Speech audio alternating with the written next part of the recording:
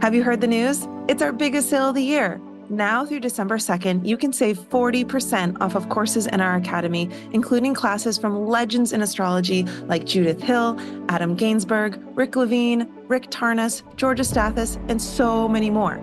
Just go to www.astrologyhub.com/Black Friday to take advantage of this offer. Now sit back, relax, and enjoy the episode. Well, hello, friend, and welcome to the Astrology Hub Podcast. I am so grateful that you're here, that you've decided to tune into this very important episode. Now, those of us who are into astrology may or may not know that there are many people who pioneered the way for us to be able to indulge our love of astrology, our curiosity about our charts. And I love the opportunity to shine the spotlight on these individuals.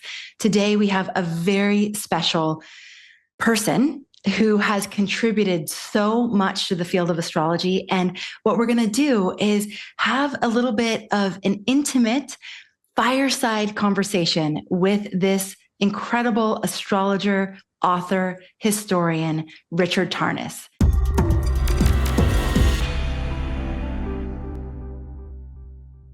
I'm going to give you a little bit of his background, but before I do that, his contributions to astrology and his background is very impressive. And one of the things that has impressed me the most is how genuinely kind this man is. Every single person who has had the opportunity to engage with him on our team at Astrology Hub always comes back and says, Rick Tarnas is so sweet. He's so kind. He's so professional. And I think that that just speaks volumes about the intelligence of his heart that matches the incredible intellect that he has brought to this field of astrology. So I'm going to tell you a little bit about that as well. He is the founding director of the graduate program in philosophy, cosmology, and consciousness at the California Institute of Integral Studies in San Francisco, where he currently teaches. He got his undergrad from Harvard. He studied with Stanislav Grof, Joseph Campbell, Gregory Bateson, and James Hillman, later serving as Esalen Director of Programs and Education. He received his PhD from Saybrook Institute in 1976 with a dissertation on LSD, psychotherapy, psychoanalysis, and spiritual transformation. He wrote The Passion of the Western Mind and Cosmos and Psyche, intimations, I did this last time, of a new worldview, for which he received the Book of the Year prize from the Scientific and Medical Network in the UK. So, as I was saying, his intellectual contributions are massive, and he's an incredibly beautiful human being as well. So I am so grateful to have this opportunity as part of our Legends in Astrology series to get to know Rick Tarnas better and to share some of the journey of his life and the insights that he's collected throughout the years with all of you. So again, thank you all for being here. And Rick, thank you for being here and for this opportunity to connect with you in this way. You're more than welcome, Amanda. And I have to say, after that introduction, I think we should just stop here. And I'm never going to add anything of value to the impressions that people have of me right now. Okay, I have to add that every person on the team who engages with you, including myself, also comments on how humble you are. So I knew you were going to do that. And I knew in some ways I was going to embarrass you, but I had to do it. And it's all very, very, very true. Okay. So Rick, let's just dive in. I've been contemplating questions to ask you. I asked our inner circle members. I asked our staff. And so there's been a lot of thought that has gone into the questions that we're going to ask you today. So I'd love to start with this one. What are the best and most challenging aspects from your perspective of being an astrologer? That's a great question, partly because it is holding the two sides of being an astrologer so clearly right in it. And certainly among the best features of being an astrologer, gifts really that come with the fact of being given the opportunity to enter into, in some sense, the soul of the universe, the inner workings of it. Like, what are the great archetypal factors and powers that are at work in our lives, but also are connected to the planets and the stars and the movements of the planets. It's a cosmic privilege, really. And I think it's sort of easy after a while as an astrologer to start to take that for granted and just get into calculations, interpretations, textbooks, or online software interpretations or whatever, or your own readings, et cetera, and kind of losing that beginner's mind recognition of, wow, this is a whole universe that is just opened up to me, an inner universe, but it connects me to the outer universe in a whole new way as well. And so that's a great privilege to have, and to be able to, as a result of that gift and invitation to enter into the mystery of astrology, the fact that we can use that information to live our lives more skillfully, more consciously, more compassionately with ourselves and with others, as we see other people's birth charts and what's happening for them, including their transits and so forth, what's getting activated. Oh, we can get a little perspective on why they may be going through this or that, and that helps bring in a level of reflection to our everyday life and to our relationships that can really enhance the love in our lives and a greater sense of understanding and peace and so forth. So those are huge gifts. I'll just take one more gift. We could spend the next hour on the gifts of astrology. Honestly, I have explored, that the first book that you mentioned that I wrote, The Passion of the Western Mind, is a history of the Western worldview from the ancient Greeks right up to the postmodern. So I'm addressing a lot of fields, disciplines, academic fields, but ways of understanding the universe, different worldviews, et cetera. And I have to say, of all the different disciplines that I have studied in my life, astrology is the one that sort of shines a light on everything else and continues to serve as a kind of allure, in a sense. It's not something one has to work at. One's drawn to it because, I can't wait to see having just seen a film, for example, I can't wait to see what that director, what their birth chart looks like, and that actor or actress, or hearing a song or a symphony or whatever. All those immediately invite me to look into what's going on astrologically, because that just opens up a whole new level of appreciation for what's happening, understanding of it, bigger picture of the unfolding of history and the aesthetic qualities of a particular work of music or a novel or poetry or a painting. And so, all of those are just continuing gifts that keep on giving, really. That's an initial overview of some of the gifts. The challenges. First of all, because astrology is still regarded as taboo by the mainstream high culture of the academic, scientific, most. I mean, I have to say, in the last 20, 30 years, that has started to shift, and more and more each decade. But by and large, astrology is like the gold standard of superstition in our culture. If you want to say that something's not worth studying because it's totally intellectual nonsense, then you compare it to astrology. Like, that's no better than astrology.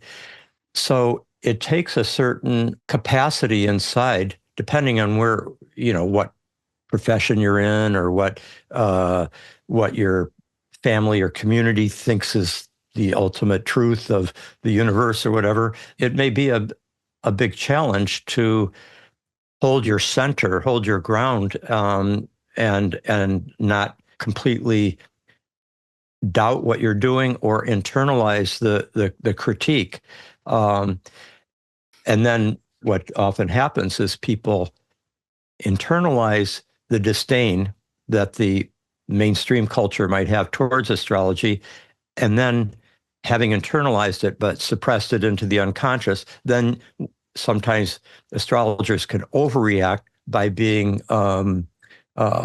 arrogant or presuming a kind of omniscience when they're giving a reading, as if they're getting a kind of direct transmission from God about what this person should be doing in their life because they've got that transit or that natal aspect or whatever, or whether this relationship should be encouraged or cut off right now because those charts don't, that kind of exaggerated self-esteem is a kind of compensatory inflation that is trying to compensate for the inferiority feelings that the culture can impose on a person if they don't have enough self-confidence. Now, where does this self-confidence come from to meet that challenge?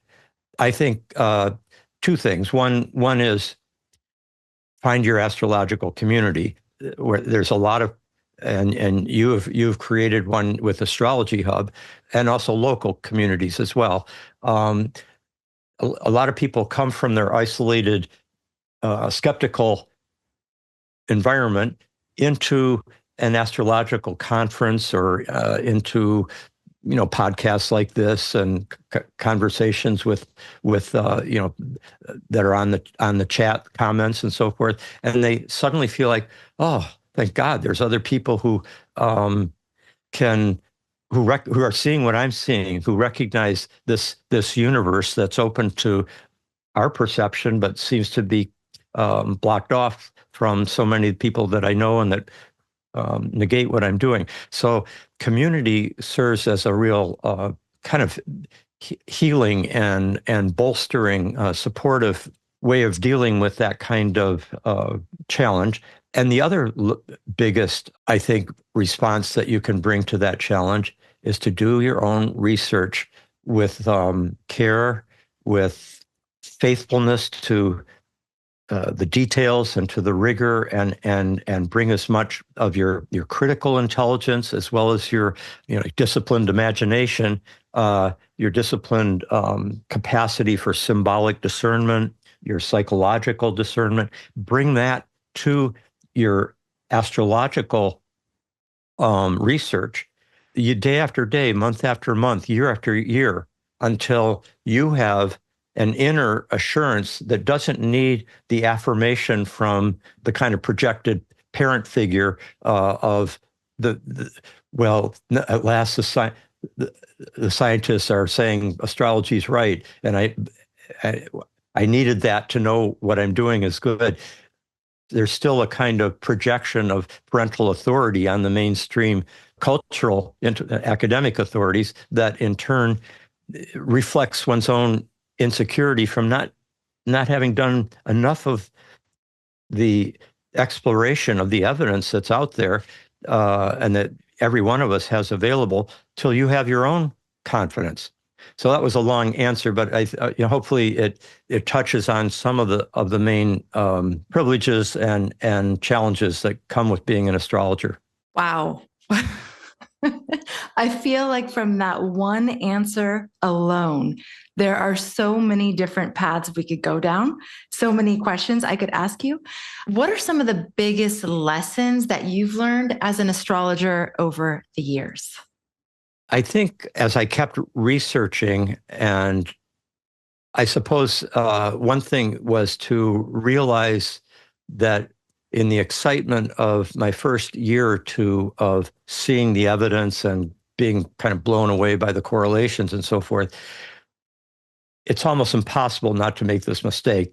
So I kind of forgive myself for it. But if you've only seen, let's say, 100 or 200 birth charts, you have a less nuanced, deeply experienced knowledge of what the larger universe of how all these planetary aspects can come through, how different transits and natal charts, et cetera, can come through. And so maybe one lesson was to take on a certain humility in terms of the level of my knowledge, so that I kept being open to having earlier understandings transformed or enhanced in some way, or amended in some way.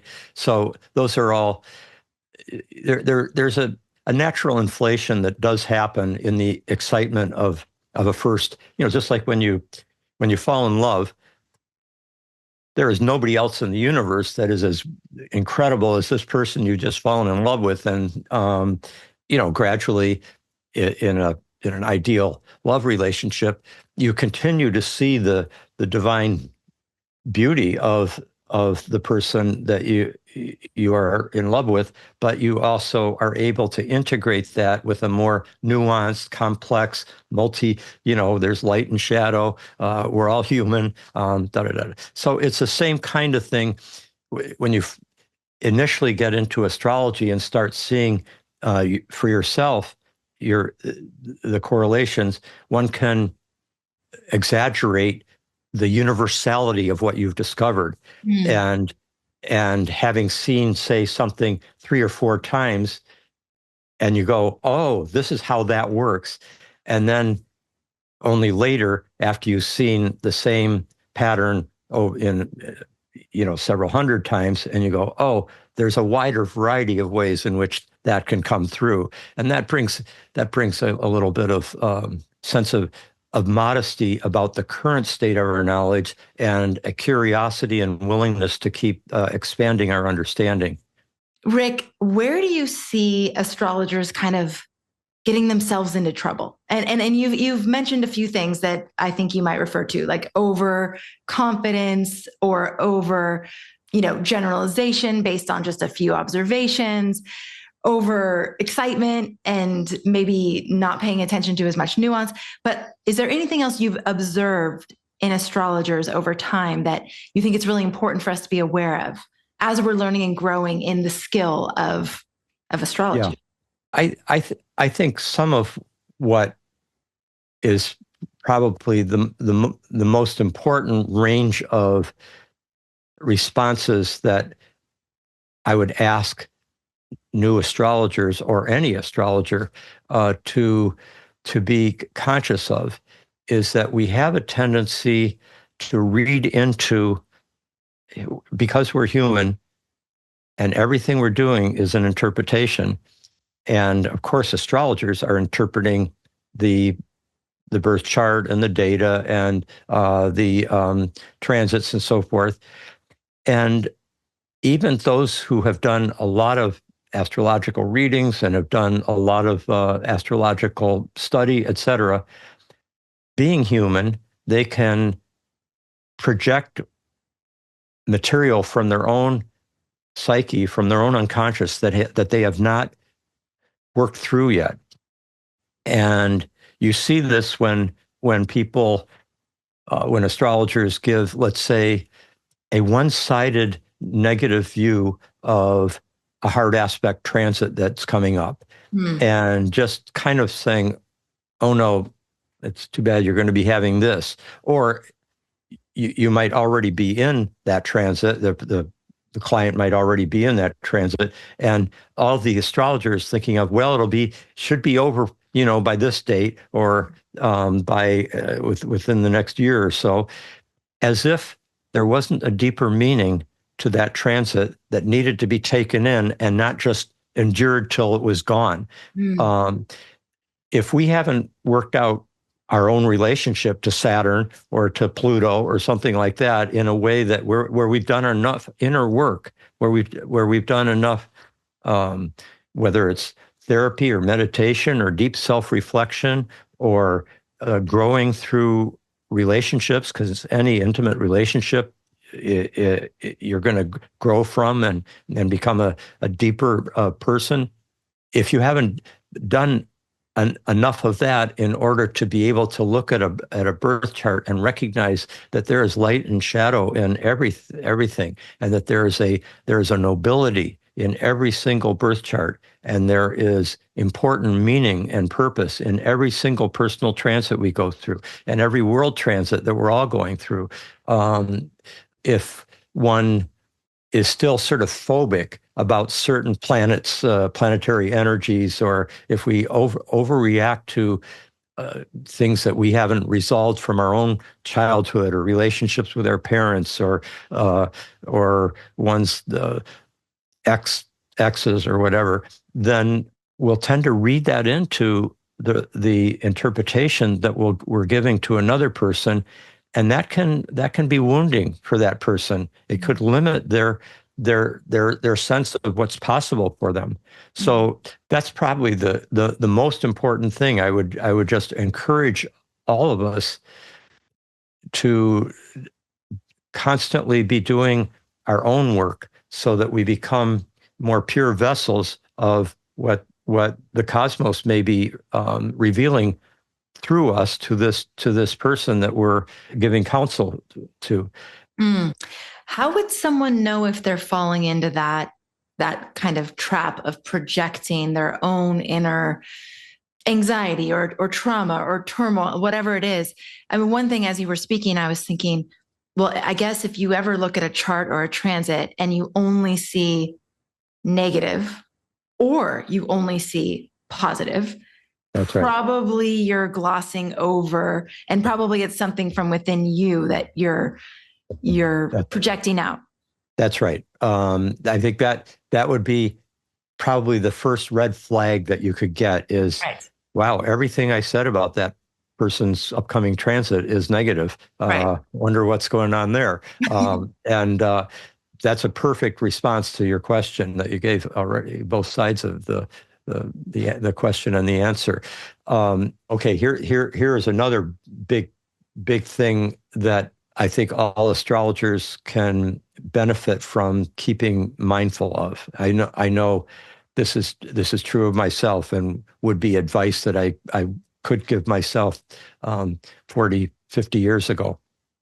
And that is, there's a strong desire by people who come to you for counsel, and that desire is in ourselves too, to predict the future. We want to be able to better, if we know what's going to happen, we're just going to feel more secure. We can maybe control the outcome better, et cetera. The problem is that life is not to be controlled. It's to be navigated within. It's more of a dance than a conquest, kind of. And so I think astrology is really, really, first of all, it's probably the most valuable instrument for the understanding of what has happened and what's happening right now.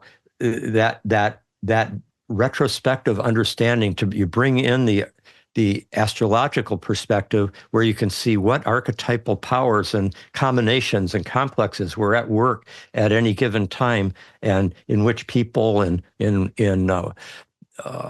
different eras and so forth, or different periods of our lives, we go, oh, wow, now I understand that part of my life so much better, or that relationship so much better.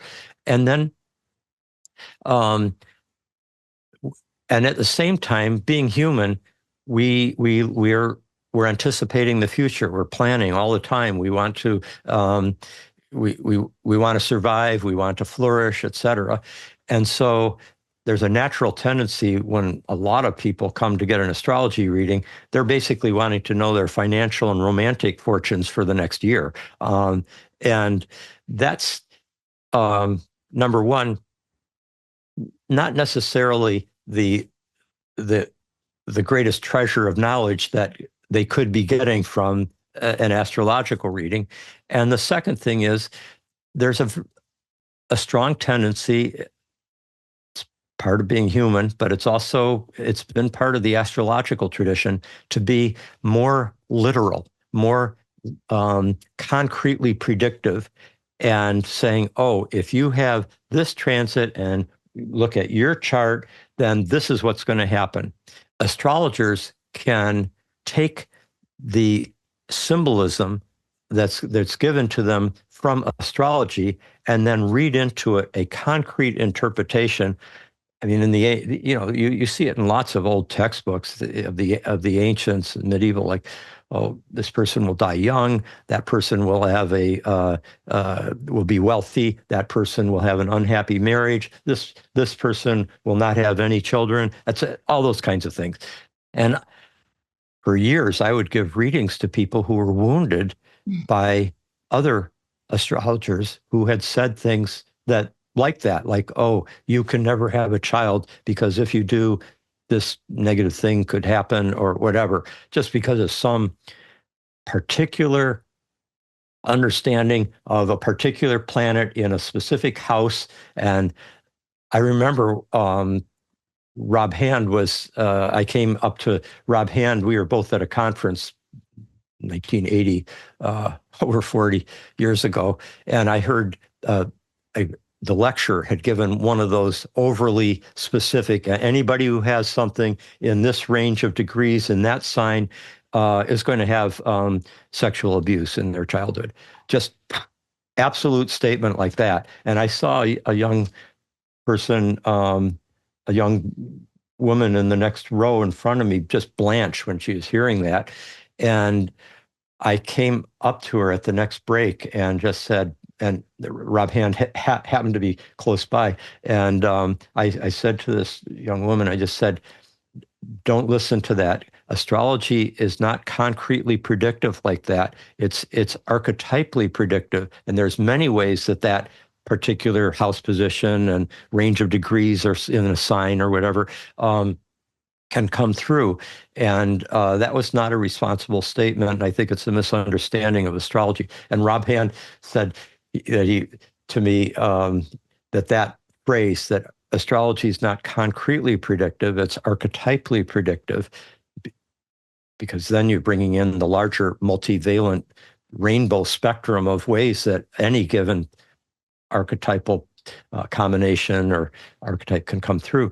He said that's exactly right. And I was pretty young at that point, and I looked up to Rob, as I still do, of course, anyway, I just remember that exchange, and it reflects what I do think is a problematic temptation that astrologers can fall into, which is to make overly literal, deterministic forecasts. And I think there's ways of speaking delicately and in an adequately open-minded way about the future, because we do see, we know where the planets are going to be, years in advance and right day to day. It's just amazing. But circumstances shift that will shape how that transit comes through. And a person can go through growth that will shift how it comes through next time compared to how it came through last time, like a Saturn return. The second Saturn return could be quite different from the first, depending on the growth of that person and many other factors. Mm-hmm. So that's hopefully a gesture at a response to your excellent question. Yeah. It brings me to this next question, which is just a tiny nuance on what we were just talking about. And maybe you've answered it, but where does the role of bias come into astrologers' chart reading? Is it avoidable? Is it just human that there's always going to be some level of bias? What's your thoughts and experience with that? Because we are human, we're always seeing things through our particular kind of lenses, which have been shaped by our childhood, our biography, our our work on ourselves or lack thereof, our, our, our, our karma, all sorts of things have gone into shaping the worldview and kind of like the interpretive lenses, almost like we all have contact lenses that we don't know we have on because they're always on and we're always seeing through them. And it takes a kind of sudden gestalt shift, a sudden paradigm shift where you all of a sudden awake. I'm like, oh my God, I see this. I see the bias that I had all this time about, about this phenomenon or that type of person or this category of human being. So, okay, if it's on some level always going to be there, we have contact lenses on that we don't even know we have on. How do we keep ourselves in check to make sure that those biases aren't influencing the reading that we're giving to an individual or the reading that we're giving on a global event or any of those times where bias can come in and really filter the way that I guess this kind of comes back to what you were saying about predictions. Because I guess it really comes in a lot in when people are trying to make predictions about what's going to happen, either for an individual or for the world. Yeah, because it's a blank slate. And so you project onto the blank slate too much from the subjective lens that you're looking through. Well, some of the remedies for that are one, being in an enduring relationship with our children, with our beloved, our partner, spouse, friends. Any close relationship that is a genuine relationship is going to constantly be acting as a kind of corrective to some of our egotistical radiance, and so that's one thing. Secondly, doing that kind of doing journeying, meditation, taking time for like self-reflection, etc. Those are all possible correctives that we can use, and just being aware that our very best efforts are still going to be limited, that we're never going to completely correct for our interpretive biases. But this brings up an important point. So many of our biases would be visible from a God's eye point of view in our birth chart. So more understanding of your birth chart does help. Like, oh, that's my Mars-Neptune conjunction at work, or my Jupiter-Venus is coming through, and et cetera. There's many ways in which, if we know the astrology well enough and we can just allow that mirror to be applied to ourselves, that can help be a corrective.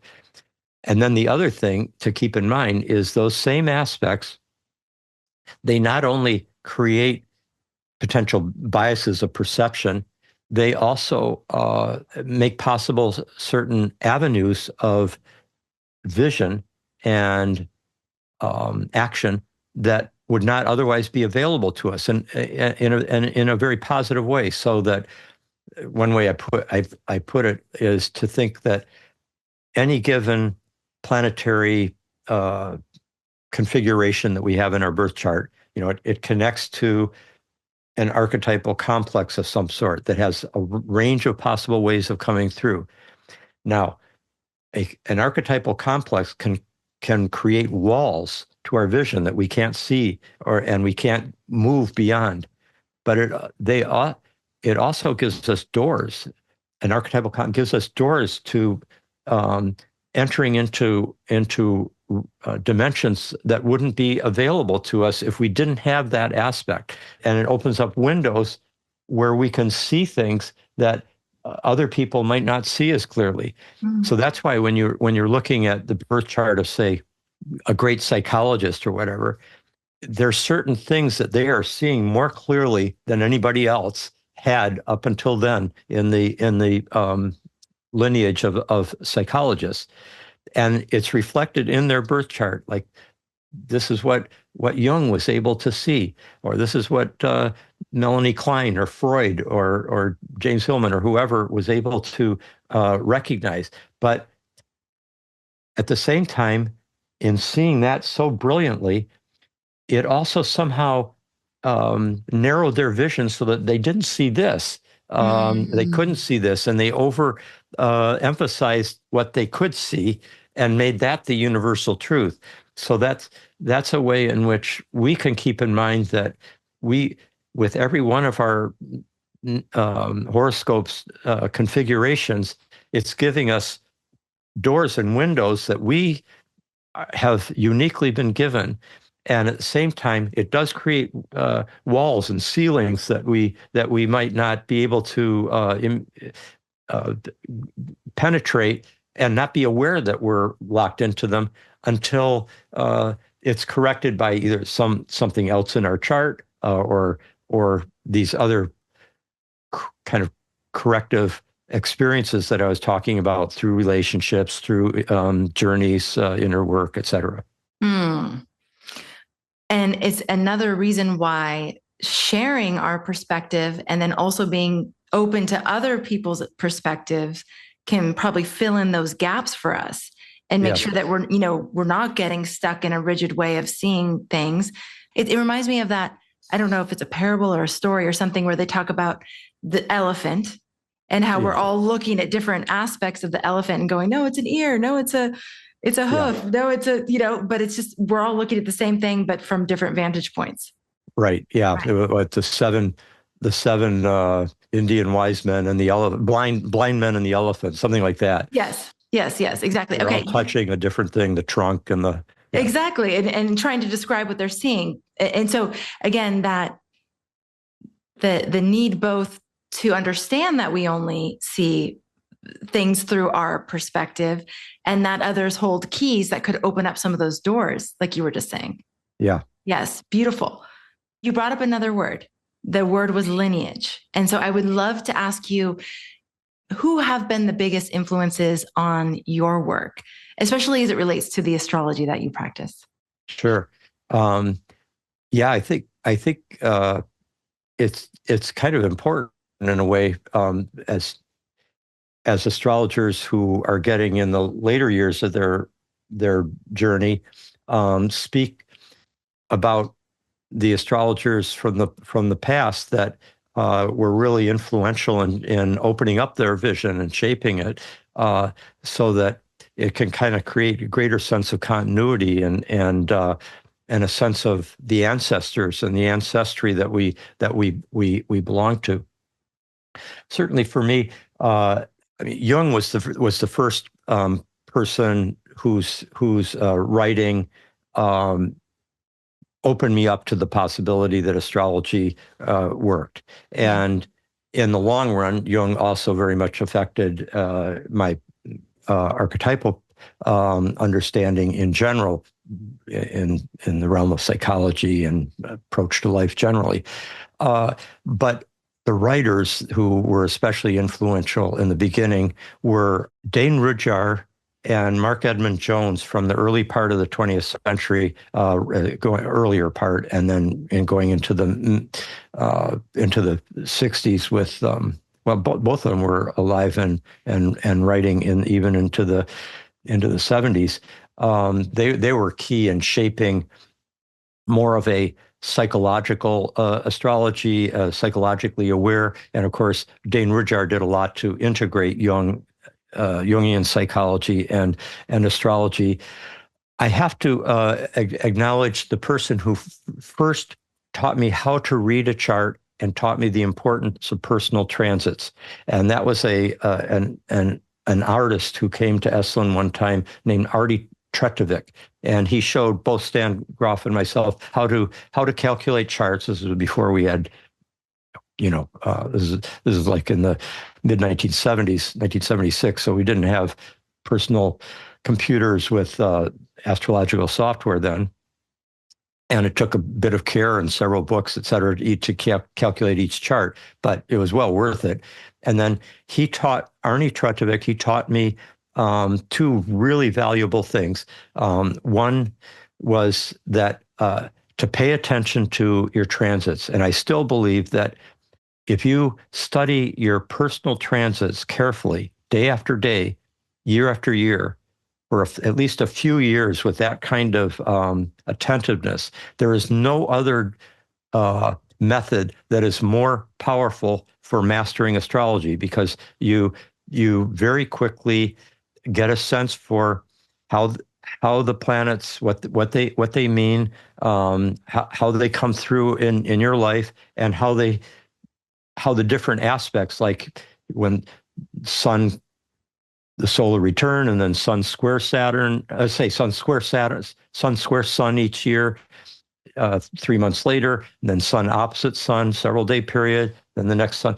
And you see that several years in a row, you go, oh, so that's how that solar cycle works. And in fact, every time the Sun conjoins any other planet in your chart, it illuminates it, and you're going to get more of a sense for what it means. But over time, you get a sense for how does Saturn work going through its big 29.5-year cycle, or you get a sense for how to evaluate the relative weight of Mars transits versus a Pluto transit, and so forth. And so he taught me first the importance of paying attention to personal transits, and then he directed me to two kind of like textbooks, or as they used to call them, cookbooks of astrology that you could use for the interpretation of your transits. One of them was Francis Sequoian and Louis Acker's books. They had these little booklets, transits of the sun, transits of the moon, transits of Mercury, etc. Eventually, they put them all into one book called Predictive Astrology. And that was really useful. But he also pointed me to the great German astrologer, Reinhold Ebertin. And so Ebertin, combinations of stellar influences is his most famous book. And it's for people of an earlier generation, it was a kind of a Bible. We've got a more expansive and deepened understanding, but he was crucial. And he had a smaller booklet simply called Transits. And then every time, each morning, I would open up my, I'd put the birth chart here. I'd open up the transit journal I was keeping, and I would open up the ephemeris to see where the planets were on that day. And then I would have these textbooks where I would contemplate what's happened to me in the last day or the last few days or whatever. And then what transits do I have? What do they say are the kinds of things that tend to happen with that transit? And then I would write them down. Writing is very important, because then you're articulating and thinking about it as you articulate how these symbols are coming to life in your life in a much, and it also is great for self-reflection too, self-understanding. So I'm very grateful to him. He also gave me a very helpful rule of thumb for a beginning student, which is, if you're wanting to look at your transits, the first thing to do is just be sure to always be looking from the time a planet gets 3 degrees before exact up until exact, because that's when it's really going to be especially potent. So that's a very good way of getting an initial sense for how the transit's coming through, is for the 3 degrees just before exact through exact. It was a narrow orb, but it's really cooking then. In the long run, you get a much more, complex view of the bigger waveform that's coming through. But by then you've developed your capacity for discernment, your archetypal eye, as James Hillman called it, and that way you can start to see it on your own. Rob Hand came out with Planets in Transit a couple of years later, and that became a third additional source for helpful indications of how the transits are going to come through. And then the other big influences, I'd say, well, Charles Harvey, who was the president of the British Astrological Association, he became one of my best friends, and he was a master of astrology. Almost every much like Rob Hand, he had a kind of encyclopedic overview. And Rob I became friends with and invited to Esalen several times to teach there. So they were both teachers as well as friends in those years. And finally, Liz Green as well as Stephen Arroyo. Right around the time Rob Hand came out with Planets in Transit, Liz Green came out with her first book called Saturn, A New Look at an Old Devil, one of her best books. And that book, along with Stephen Arroyo's book called Astrology, Karma, and Transformation, they brought, along with Rob Hand, they brought a somewhat more contemporary sensibility and vocabulary. Compared with, if you look at the earlier astrologers, there's a little bit more kind of quaintness to their vocabulary, and almost depending how far back you go, like to Charles Carter or Alan Leo, Margaret Hone, it can get pretty Victorian in its way of speaking and some of its judgments, but. Start in the 70s, there was this wave that came in of younger astrologers, younger then, Rob Hand, Liz Green, Stephen Arroyo, all of whom were born in the 1940s.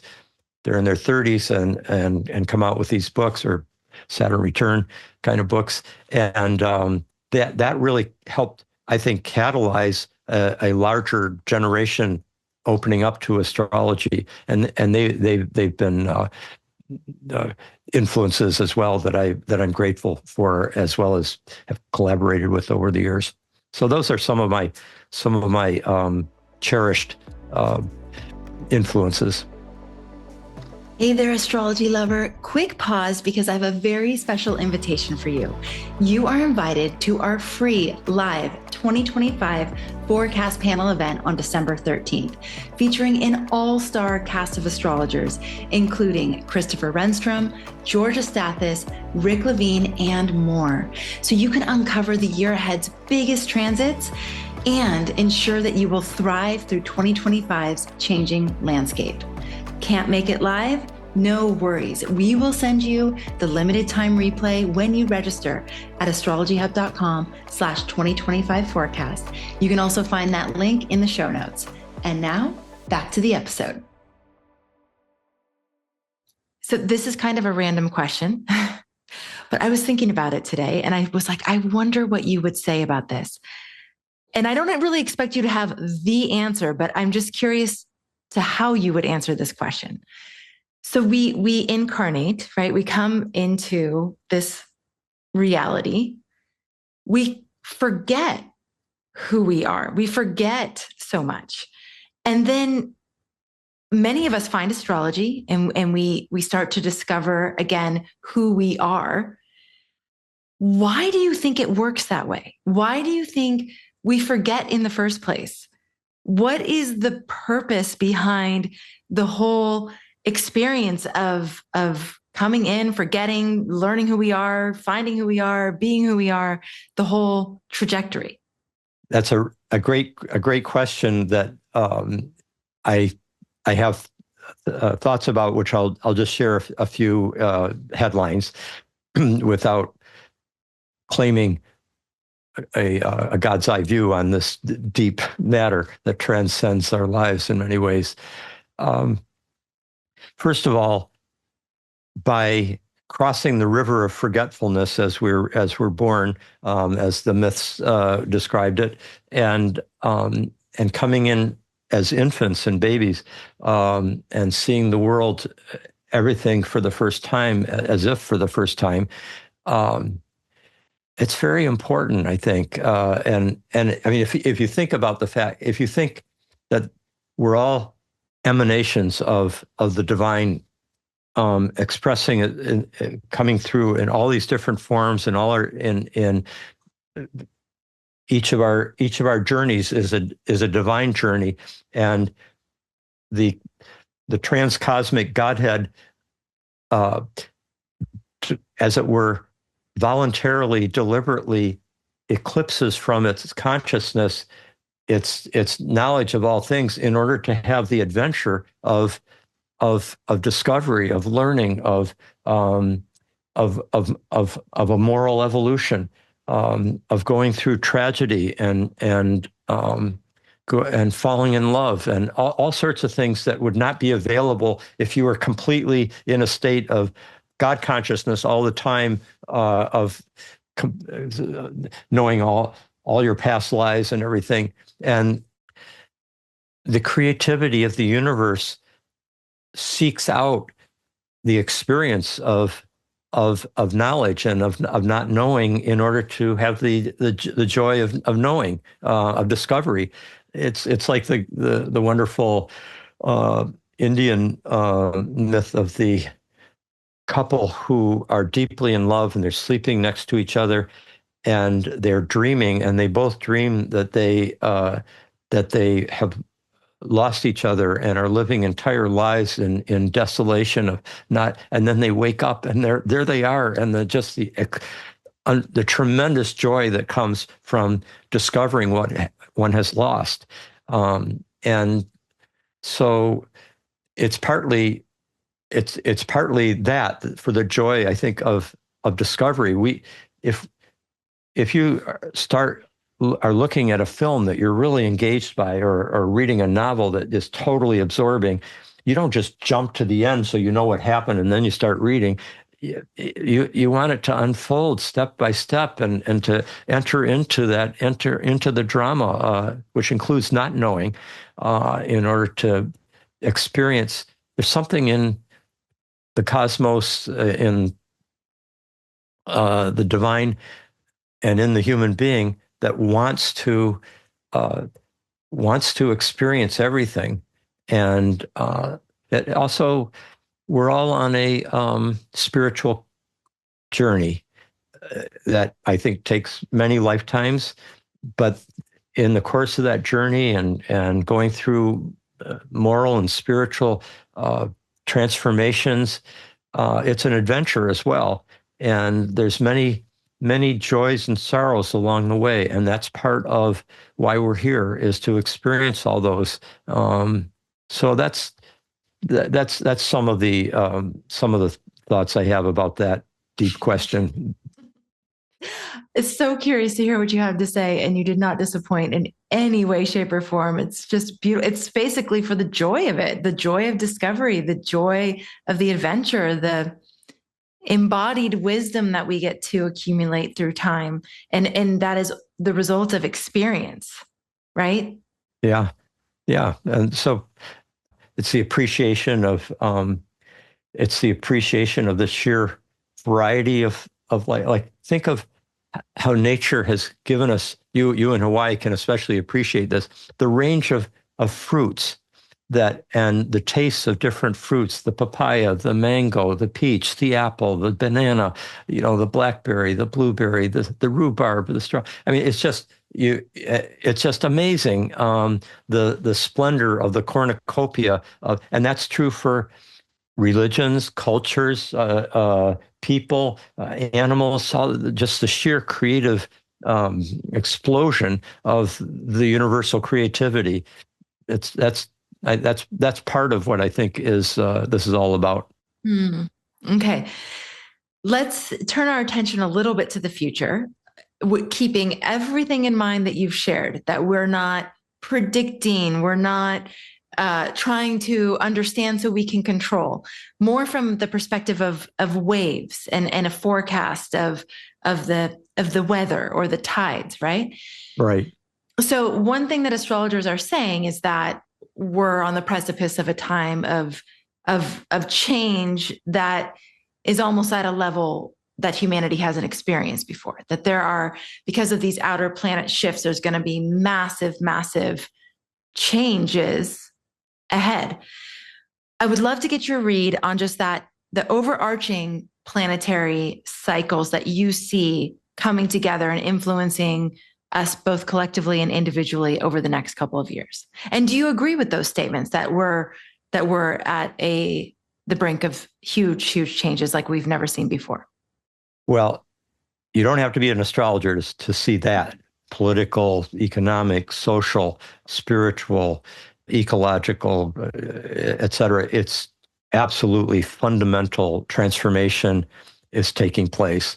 A lot of destruction and the possibility of comparable amount of creation, regeneration, but clearly an old age is passing right now. Now, I feel that astrologers have a tendency in whether they're talking about ingressions of the outer planets into a new sign, like Pluto into Aquarius, Neptune into Aries, Uranus into Gemini, that kind of thing.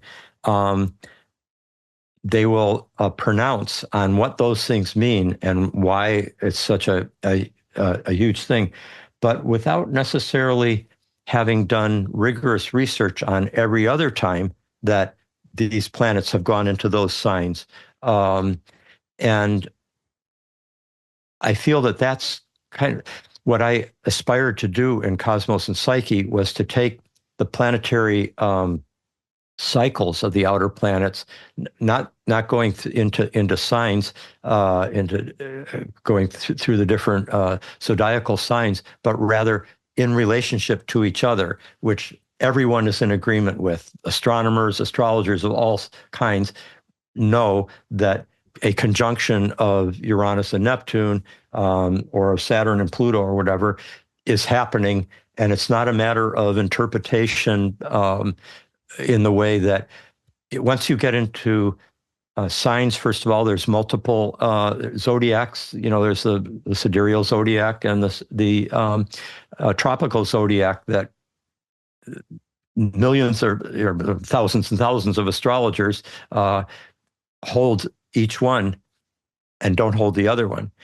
When you get into house systems, there's multiple house systems, and the partisans for each house system are often or sometimes quite intense combat about the superiority of theirs, et cetera.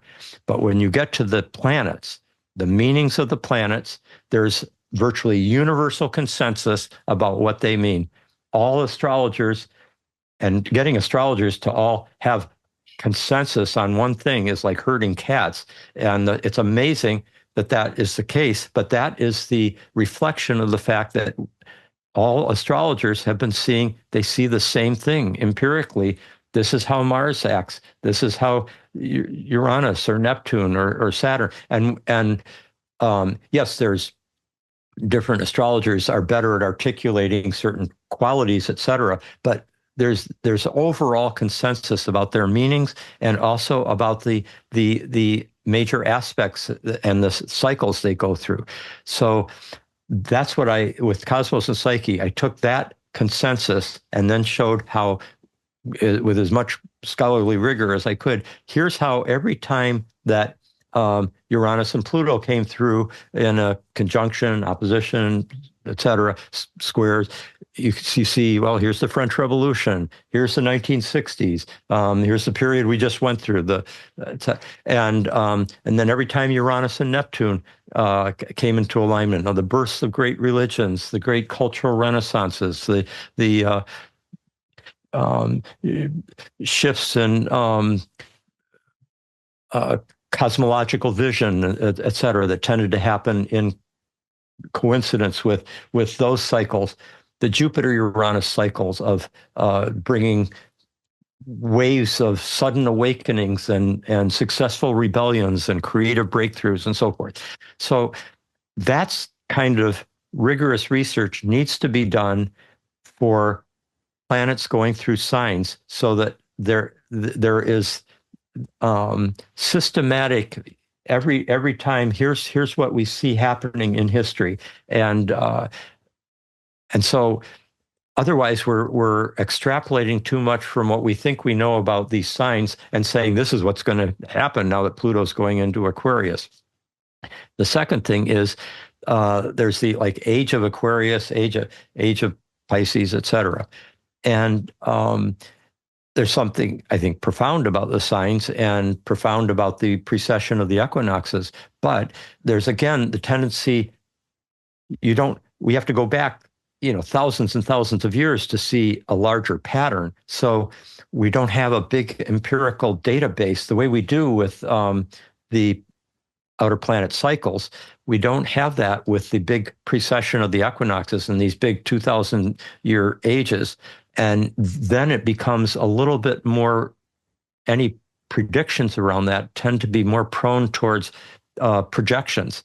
And so there's a tendency to idealize Aquarius and to give more the shadow side of Pisces now that we're leaving. Well, last we're leaving this age of Pisces because blah, blah, blah, blah. But now we're coming into the age of Aquarius and all these wonderful, as if there isn't light and shadow with every sign, every archetypal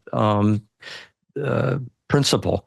So those are the caveats that I would say. And so looking for, to me, the things that we can say with the greatest reliance are, number one, the United States is going through its Pluto return. It's really tight right now. It's a huge 20-year or so process, but it's really cooking. And so this is the first one we've ever had, 248-year cycle. And clearly, the U.S. is going through a death and rebirth, or it's certainly some kind of dying to an old identity is taking place. And a lot of plutonic phenomena have rushed to the surface as we speak. I won't go into all the details, but anybody who's paying attention is quite aware of that. So that Pluto return is almost like this global influence on the national psyche and our national fate, but it is also affects the whole world because the United States is like the elephant in the room. And that's why everyone's paying attention to what's happening right now in Washington, and the U.S. political shifts is taking place because it has such an influence everywhere. So that Pluto return, and again, so much has to do with what consciousness we bring to it, because Pluto can be quite, catastrophically destructive. And only over a long period of time does the positive regeneration take place. But if we enter into this, and this is at every stage, it's this obligation is there to bring more consciousness, more self-awareness, more skill in bringing forth the most life-enhancing sides of the Pluto archetype, which is, Pluto, Dionysus, Kali, Shakti. They're all part of the Pluto. Pele in Hawaiian mythology, the volcanic goddess. These are all part of the plutonic energy. There's Eros, but there's also, the Destrudo. They're all part of the very powerful elemental life and death forces that are at work with Pluto. And so that's an enormous part of what we're going through, and will certainly shape the next couple of years, which you were directing me to comment on.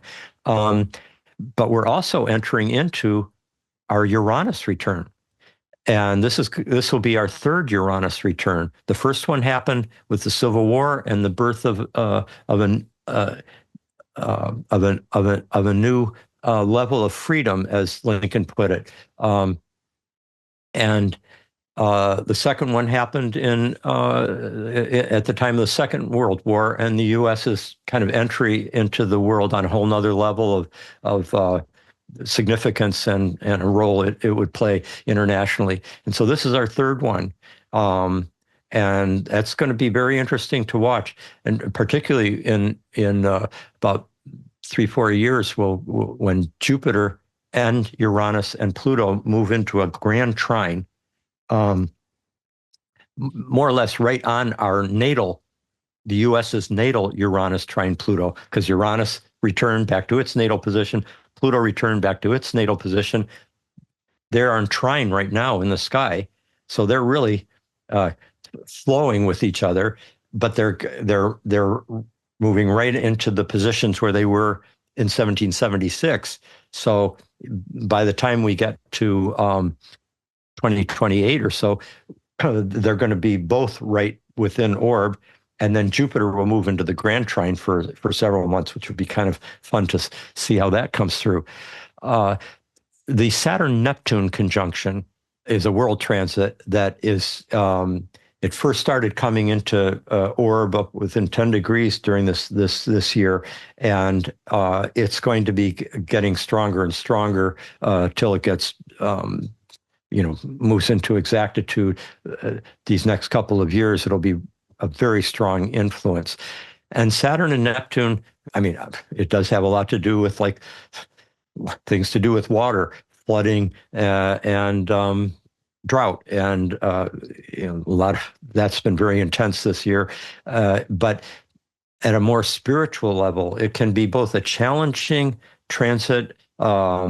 There can be, a sense of discouragement, demoralization, sense of a dream lost, or an ideal has been cut off. But it also permits the possibility of great spiritual focus, a kind of focused, disciplined consciousness that you can bring to anything. You have to, where you direct your consciousness. It's very good for meditation, for prayer, for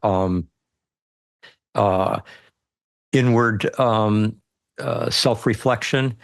It's also can be extremely supportive of activities on behalf of healing, health, for both mental health and physical health.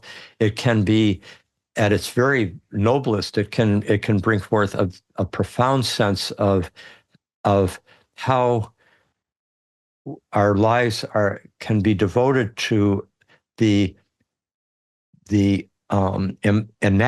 enactment of our highest ideals into the most practical, concrete parts of our lives. Mm-hmm. And that effort to bridge the gap between Neptune and Saturn, as it were, between the ideal and the real, between our spiritual aspirations and how we live our lives in concrete ways, et cetera. And at its deepest level, it can give a sense of how the divine is incarnating in this world, in the pain of birth labor. But it is something is coming. Lincoln, who was born with the Saturn-Neptune conjunction and very powerfully expressed it in things like just read the short Gettysburg Address or the second inaugural address, two of his most immortal, brief, eloquent statements. And they are filled with Saturn-Neptune spiritual depth and profundity, wisdom, that only comes from somebody who has lived through a life, as he did, of bearing that Saturn-Neptune in a very deep and poignant way. So those are a few things about the Saturn-Neptune. Certainly going to be a lot of technological advances just galloping along with this Pluto trine Uranus. And I think a lot of creativity is available to humanity right now. The Pluto brings in the evolutionary energies, but Uranus relates to that kind of Promethean creativity and novelty and sudden new ideas and impulse to create a new future and so forth. And let's hope that the better angels of our nature can come to activity in those ways and bring that kind of creativity to the creation of a new world, a new heaven and a new earth, as the biblical words put it. Mm. Okay, on that note, in terms of technological advances, we AI and all these things that are coming on the scene in a huge way. How do you see that impacting the field of astrology? Of course, technology in various ways has made astrology much more accessible to many more people. And I imagine there's going to be many more programs like Archetypal Explorer showing, giving graphics for people's transits, or the great software like Solar Fire and Astro Gold and so forth. They will just keep improving, but just so how social media and the internet just allows many, many more people to encounter astrology. The quality of astrology that they encounter is very much up for grabs, and so that's why I think you're working at bringing in astrologers who can bring in more than a stereotypical sun sign horoscope column kind of knowledge of astrology, and bring it to this generation that is so interested and more open to astrology than ever before, so they're exposed to the nobility of a great discipline rather than this kind of cartoon version of it. So technology can serve that, but it can go both ways. With the AI is obviously going to be deployed more and more in almost every sphere, and that's obviously got a huge shadow potential. In good hands, it can be skillfully deployed, but that's a big if. And so what I would counsel or urge us all as astrologers to keep in mind is that you need the human being to be part of the interpretive process at a certain point. Yes, we can learn things from, AI can give us a quick survey of a lot of things that have been said about a particular question that we've got an issue, astrological principle or whatever. And that can be very useful, just like looking at an encyclopedia can be very useful.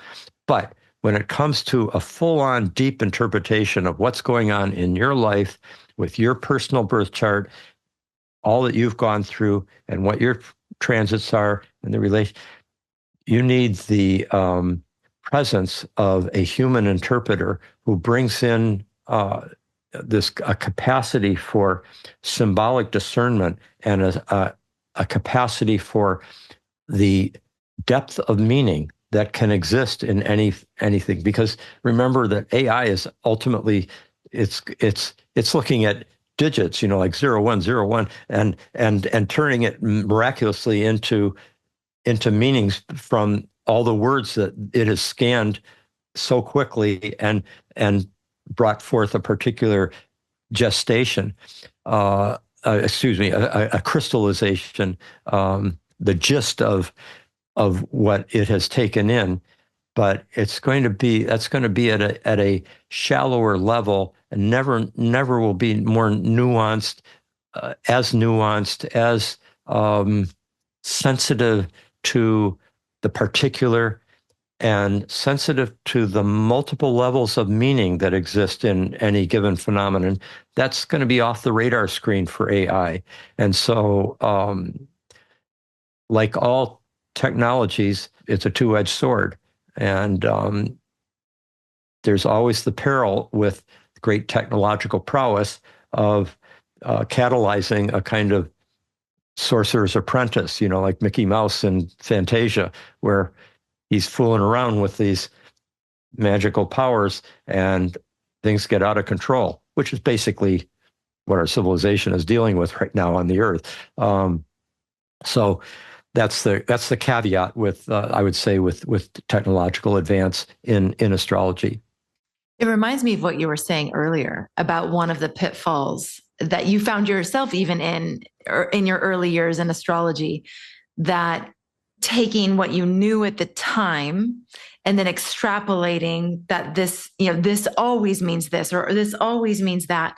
And it's only with experience and time and being exposed to many, many different ways that these archetypes can manifest that you're able to cultivate a level of sensitivity and nuance.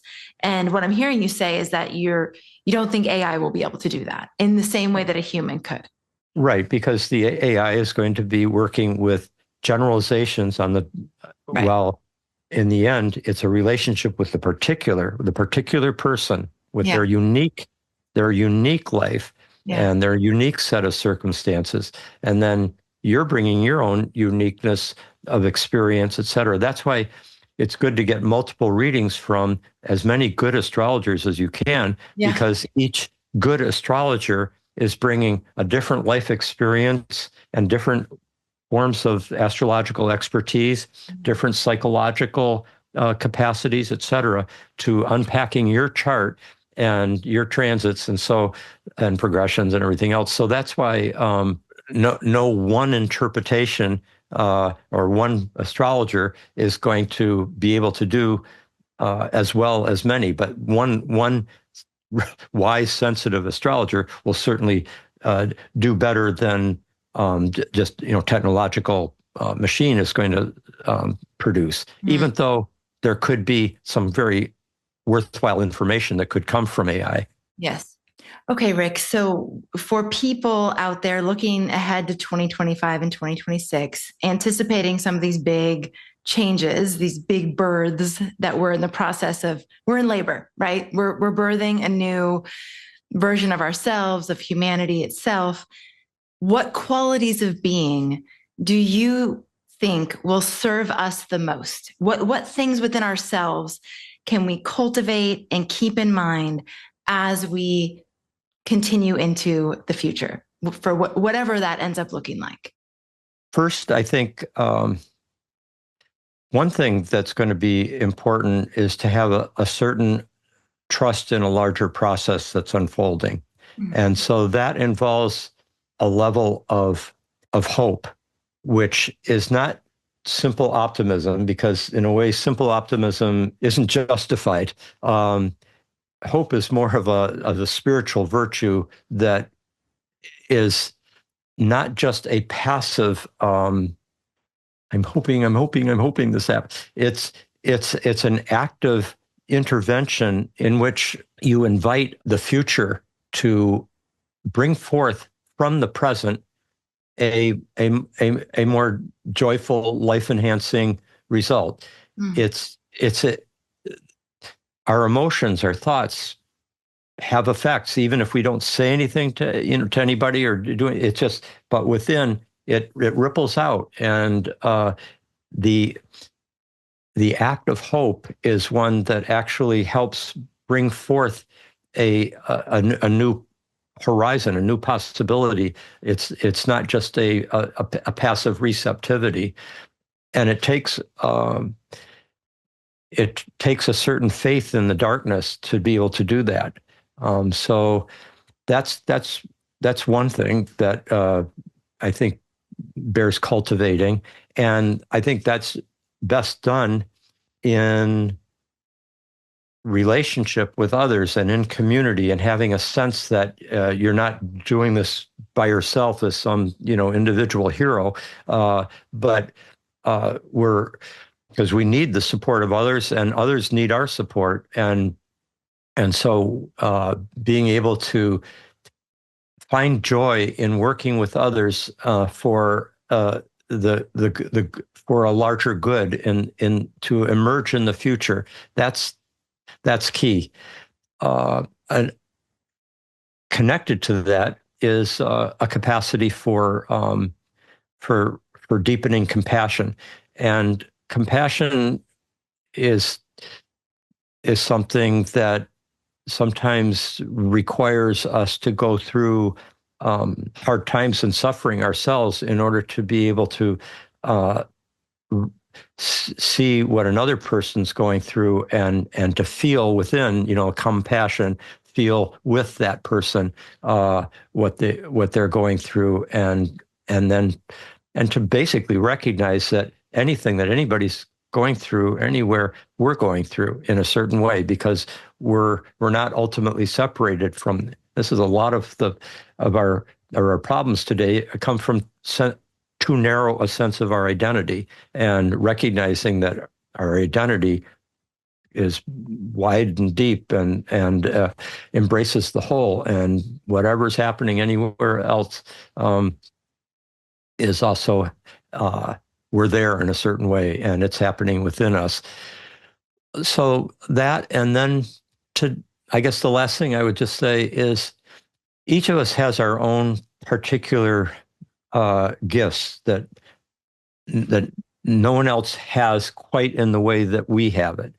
And each of us is on a journey that is ours alone, like that beautiful line from the Grateful Dead's wonderful album, American Beauty. This, I think it's from the song Ripple. This path is for your steps alone. And taking that path that is ultimately our own individual path, and taking the gifts that are our own individual gifts, and then being faithful to those gifts and cultivating them, and not letting them lie fallow, but working hard to have them bear fruit in the world. To stay true to your path, to stay true to your disciplines, to stay true to your studies, your efforts, your noble projects, and to keep with it with a kind of faithfulness to that individuality in yourself, because ultimately, see, the cosmos is coming through each of us in an individuated way. We're not just, one way I describe it is, we're not just each in our own potted, we're not plants in our own pots separate from each other. We're all planted in the earth, and the earth has brought forth the earth has brought forth these plants, and we're each flowering. And that Jungian idea of we're all on a path of individuation is a recognition that the entire creativity of the universe is individuating through us, and that our task is to simultaneously bring to flower. It's the idea of flowering is essential to this idea of individuation. It's not just me being myself. It's the cosmos itself being itself through me in that individuated way, and to be true to that, and to be faithful to it, and to sustain your the cultivation of your gifts in collaboration with others. Find what you're good at, what you take joy in doing, and then bring forth with others in the joy of collaboration your best efforts. I think that's going to make a big difference. Okay. That's so helpful. Thank you. We had the honor of hosting you and your lovely daughter in a class that you taught for our community called Your Astrological Initiation. It was one of the things I loved the most was getting to interact and see the interaction between you and your daughter, which was just delightful. What inspired that class, that particular perspective that you brought, and who were you hoping to serve with that offering through us? Well, thank you for those words about it. And of course, you made it possible by inviting us to do it. And we took the opportunity. I think it was 4 hours long, and we really because we're both professors, and we had a lot to pack into a short time. So we kind of were in a sprint for the whole thing. But I think we both felt really good about it, and I think we both take joy in working with each other.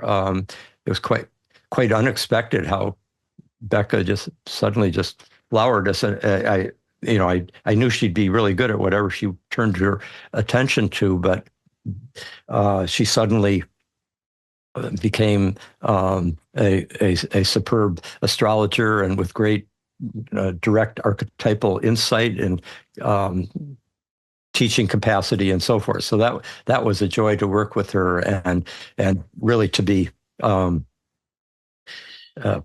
partners in doing that. So that was 2 years ago, I think, this fall. And I think the people that we were both conscious going into it. It's like, here's an opportunity that we're being given to say something to a lot of astrologers who are part of the Astrology Hub community. And in certain ways, the state of astrology right now out in the wide world is, it's kind of the Wild West in certain ways. There's just so many different schools and teachings and techniques and so forth. And we thought it would be important to take the time for people, both at the very beginning of their journey, but also further along. Like, initiation is something that's a long process. It's not just like, crossing the one threshold. It's a longer journey. So we were hoping to reach not only beginners, but also people who could be, pretty advanced but might not have thought of some of the things that we had to say. And so what we wanted to set out is, first of all, some of the major ways in which we thought it would be good how to approach the mystery of astrology and the gift of it and the responsibility of it.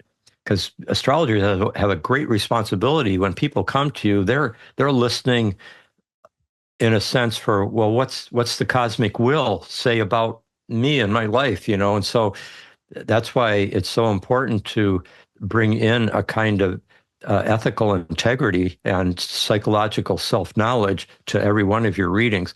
So we wanted to first emphasize and bring the importance and gift of and privilege of what it is to be an astrologer, but then to go into what are the most significant fundamentals that we feel you as an astrologer should know or have be cultivating a knowledge of, in order to be of service to others, but even to be of service to yourself and of astrology.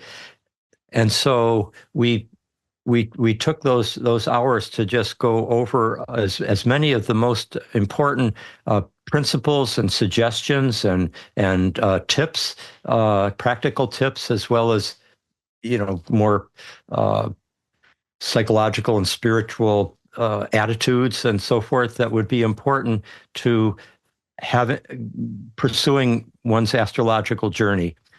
So that's where we were coming from on that and that day, and I think we did a follow-up couple of hours maybe with Q&A, but and which I thought was valuable too. And so we felt very good about the experience and enjoyed it a lot. And it looked like from the comments that we received that it was well received, and so we were joyful about that too. Yes. All right. So for any of you who missed that, we are doing our Black Friday 40% off sale right now. This will be a great one to add to your astrological library at this great price. We don't discount ever at this level. So if you are interested in it, it's an amazing, amazing class. We're going to put the link in the show notes. We're going to put the link to lots of all the things that we can find links for that Rick's talked about today. Some of the books, some of the articles, all the different resources that he shared. So make sure you check out those show notes. The URL to find the whole Black Friday sale, including your astrological initiation with Rick and Becca Tarnas, is astrologyhub.com/academy. So you can go check that out, get your 40% off, and add this one to your library. It's the kind of class that you will want to revisit over and over, and it'd just be a good time to take advantage of it right now if you're interested.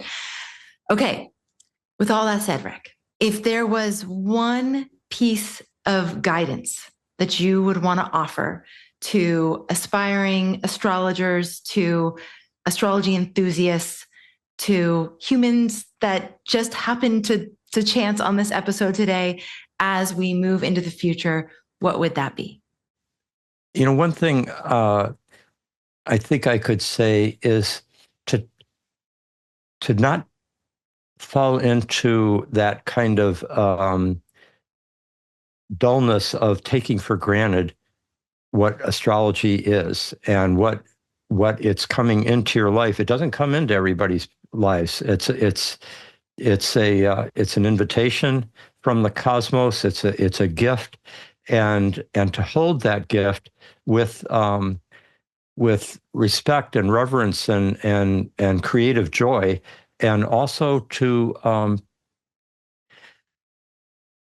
contemplate what it means, because in some sense, astrology allows us to enter into dialogue with, conversation with the soul of the universe. It's like the soul of the universe has a language, and that language has been evolved in a way that we human beings can participate in through the entire historical lineage of astrology and all the astrologers that have cultivated these fields.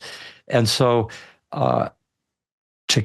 to realize that we've been given this privilege of coming into a conversation with the depths of the universe in order to live more consciously, more with greater skillfulness, greater intelligence. And also, it's this gift that allows us to see that the universe is in some sense paying attention to us as human beings, as individuals. It's caring for us. It's the earth itself seems to be a moving focus of cosmic meaning, and not just another random speck of dust going through the universe.